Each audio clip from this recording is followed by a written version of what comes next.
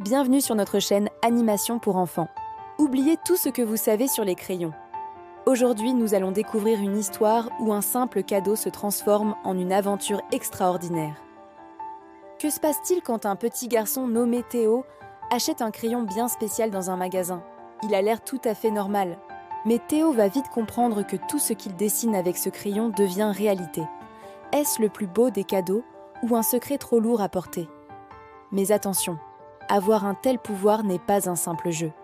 Théo et sa tante devront faire un choix très important, garder cette magie pour eux ou l'utiliser pour rendre le monde un peu meilleur. Restez jusqu'à la fin pour découvrir comment ce crayon magique va changer leur vision des choses et le quotidien de leur village. Théo achète un vieux crayon dans un magasin d'antiquités en présence de sa tante. Elle lui recommande de l'utiliser avec sagesse car c'est un vieux crayon. En rentrant chez eux, curieux, Théo dessine un petit oiseau qui, à sa grande surprise, s'anime et s'envole par la fenêtre. Puis, il dessine un délicieux gâteau qui apparaît sur la table. C'est ainsi que Théo découvre le crayon des rêves. Sa tante, voyant sa joie, lui pose des questions et réalise elle-même la magie des choses. Elle lui rappelle avec douceur que la magie doit être maniée avec responsabilité. Elle lui explique que le plus grand pouvoir n'est pas de tout avoir pour soi, mais de pouvoir aider ceux qui en ont besoin.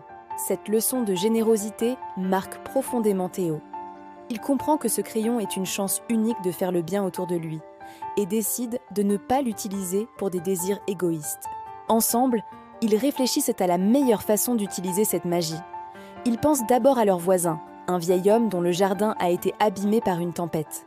Théo dessine alors de magnifiques fleurs et de nouveaux légumes qui redonnent vie au potager. Voyant le sourire radieux de leur voisin, Théo et sa tante ressentent une joie immense. Ils continuent leur mission en dessinant des jouets pour les enfants de l'orphelinat, puis une couverture chaude pour une famille qui a froid. Chaque dessin est une nouvelle occasion d'apprendre l'importance d'aider les autres. Théo réalise que le bonheur ne vient pas de ce qu'on reçoit, mais de ce qu'on donne. Il découvre le bonheur vrai, celui qui naît de l'altruisme et du partage.